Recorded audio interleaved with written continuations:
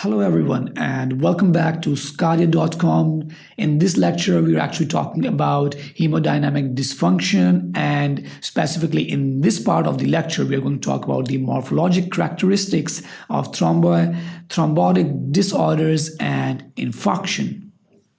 So let's start off with the morphologic characteristics of thrombi and clots. So they can be either arterial thrombi, venous thrombi, or postmortem clots. So arterial thrombi, as the name suggests, they are associated with arteries, and obviously thus they are formed in areas of active blood flow because arteries have a greater blood pressure. In the morphologic characteristics of the arterial thrombi, you will observe lines of Zahn, which are actually alternate gray and white layers. Those alternate dark gray layers are actually because of the platelets, and those white layers are actually because of the fibrin. Eventually, they liquefy and disappear, or they're organized with the fibrous tissue formation, and recanalization occurs, which actually restores the blood flow, and thus the circulation is no longer impaired in the normal circumstances. The second is the venous thrombosis, also known as phlebothrombosis.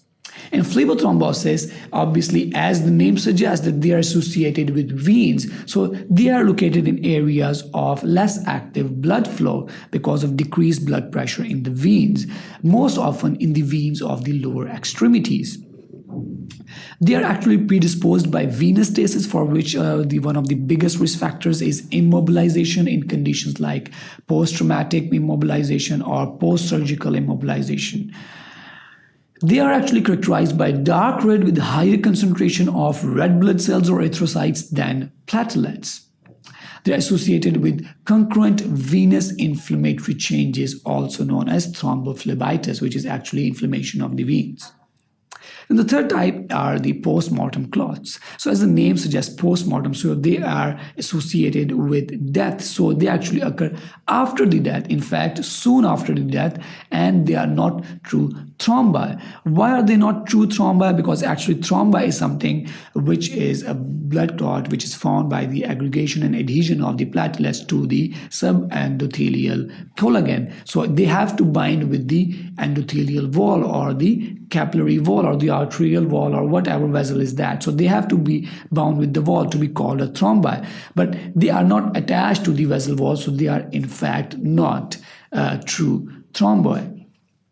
So they actually occur because of the settling of red blood cells into a two-layered appearance, in which there is a cronjali appearance in a red-rich red blood cell rich lower layer, and then there is a cell poor upper layer, which is also called as chicken fat in appearance. So these are actually clots, but they are actually not true thrombi.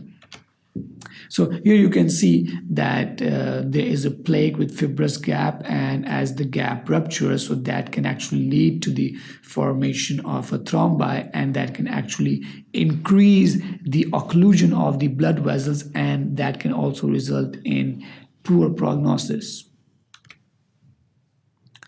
Now, thrombotic disorders. So thrombotic disorders, which actually impair the normal process of thrombogenesis, can either be antithrombotic or prothrombotic. By antithrombotic, I mean that the process of thrombogenesis does not actually occur. The diseases or the disorders are actually antagonistic to that. So that results in hemorrhages, conditions such as hemophilia. On the other hand, prothrombotic actually are disorders which actually facilitate, or they're agonistic to the formation of the thrombus or thrombogenesis, and they lead to conditions such as hypercoagulability. So let's start off with the hereditary thrombophilia. So they are prothrombotic. It means that there's a greater amount of coagulation, and they often occur in adolescents or young women. And as they are prothrombotic, so there are recurrent venous thrombosis and thromboembolism. So when I say thromboembolism, so it means when the thrombus actually dislodges and starts flowing with the circulation, then it becomes an emboli. But the resource was actually the thrombus, so they are actually called as thromboembolism. The In hereditary thrombophilia, there's actually a deficiency of antithrombin, which is antagonistic to the formation of the thrombus in the first place, and they were associated with the function of the endothelial cells, and protein C and protein S. They were all associated with endothelial cells, and the deficiency of which can actually lead to the increase or lack of modulation of the thrombogenesis. The second is the antiphospholipid antibody syndrome. It is once again prothrombotic, which means leading to hypercoagulability. In this condition, there are actually autoantibodies which are directed against protein antigens complex phospholipids, thus impairing the modulation of thrombogenesis and resulting in hypercoagulability.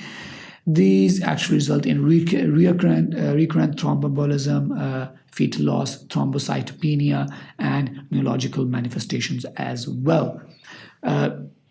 One very unique characteristic of antiphospholipid antibody syndrome is actually prolonged partial thromboplastin time. So prolonged partial thromboplastin time suggests that the coagulation process or thrombogenesis is slow, or the activation of the complement cascade is slow, which is actually a characteristic of antithrombotic syndrome or antithrombotic disorder. But this happens in this condition because of perhaps the interaction of the antibodies which are present in this condition with the phospholipid reagent, which is used to perform the test of the partial thromboplastin time.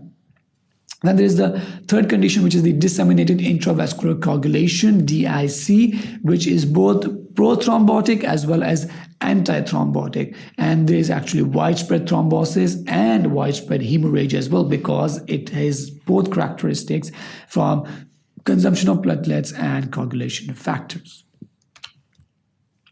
Now, the second thing that we're going to talk about is actually the infarction. What is infarction? What happens is that whenever there is impaired blood supply to any part, hypoxia occurs. If that is prolonged, it leads to ischemia. And if there is no blood supply, no nutrition, then that eventually leads to infarction or tissue death. So infarction is actually necrosis or death of the tissue resulting from ischemia, poor blood supply due to the obstruction of the blood vessels.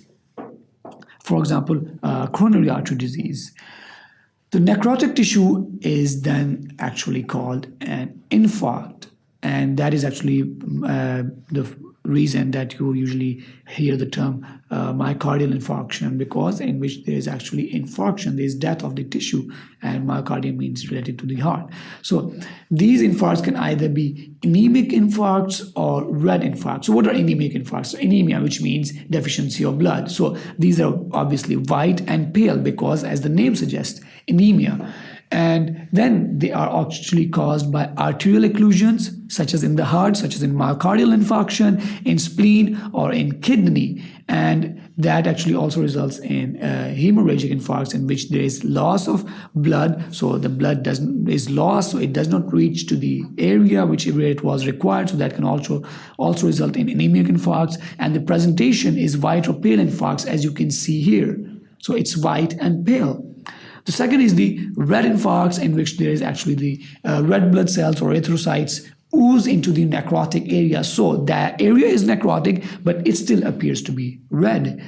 That occurs characteristically in lung and gastrointestinal tract as a result of arterial occlusion. So the hemorrhage in the heart occurs from non-obstructed part of the vasculature and not from the obstructed part of the vasculature.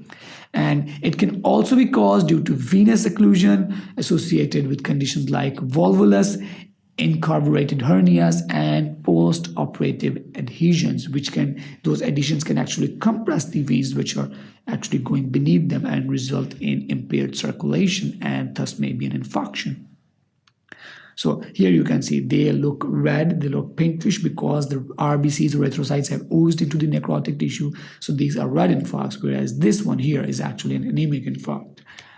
So in this lecture, we talked about the morphologic characteristics of thrombi, the thrombotic disorders, and infarction. So I hope you learned some new things in this lecture, and keep on watching sqadia.com, and please do not forget to watch the other parts of this lecture as well. Thank you very much.